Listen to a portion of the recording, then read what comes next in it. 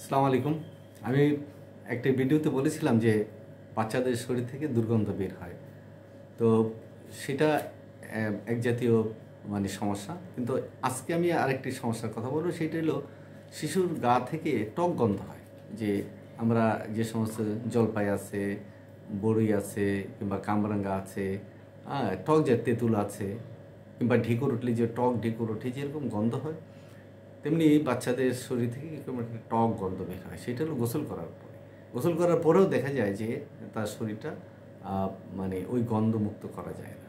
তো এটা তো আসলে যারা খুব কাছাকাছি থাকে, সেটা মা থাকেন কিংবা বাবা থাকেন, যদি শিশুর শরীর থেকে এরকম টক গন্ধ বের হয়, তাহলে অবশ্যই কিন্তু নিজেদের কাছে খারাপ লাগে, বাবা মার খারাপ লাগে, যে তারা জানে যে এই শিশুটিতে অন্য কারো কাছেও যেতে পারে বা অন্য কারো কোলে যেতে পারে, অন্য কারোর সাথে চলতে পারে, অন্য বাচ্চাদের সাথে চলতে পারে। আর অন্য বাচ্চারা যদি বলে এই তোমার শরীর থেকে কীরকম একটা গন্ধ আসে, তখন তো বাবা মাদেরও তো একটু লজ্জা লাগে।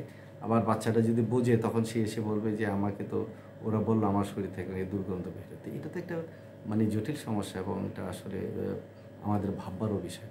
আর যারা বাবা মা আছেন, তারা তো অবশ্যই এগুলি নিয়ে খুব সিরিয়াসলি ভাবেন যে আমার বাচ্চা থেকে দুর্গন্ধ কিংবা টক গন্ধ বের হবে, মানুষজনে খারাপ বলবে, বাবা মাকেও দোষবে যে বাবা মা পরিষ্কার পরিচ্ছন্ন রাখেন। আসলে তাকে গোসল করানো হয়, নিয়মিত গোসল করানো হয়, সব কিছু করানো হয়, কিন্তু তার টক গন্ধ হয়। এই টক গন্ধটার বিভিন্ন কারণ হতে পারে। সেটা যে এটা প্রতিবারই আমি বলি যে এই সমস্ত সবই বংশগতভাবে আসে, হেরিডিটিক্যালি আসে, জেনেটিকভাবে আসে, কিংবা খাওয়ার দোষে হতে পারে।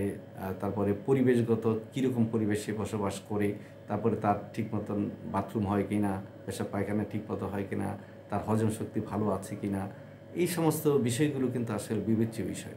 তাই সব কিছু মিলিয়ে যদি দেখা যায় যে না, সব ঠিক আছে কিন্তু টক গন্ধ বের হচ্ছে, তাহলে অবশ্যই আপনাকে একদম ভালো হোমিও ডাক্তারের কাছে যদি আপনি যান, তাহলে ইনি যে ওষুধটা দিবে, আশা করি যে আপনার বাচ্চা যে টক গন্ধটা দূর হয়ে যাবে এবং একটা স্বাভাবিক মানুষের মতো সুন্দর একটা শরীর থেকে স্মেল বের হবে, গন্ধ বের হবে, যেটা বাচ্চাটা অন্য বন্ধুবান্ধবের সাথে চলতে গেলেও তার ভালো লাগবে।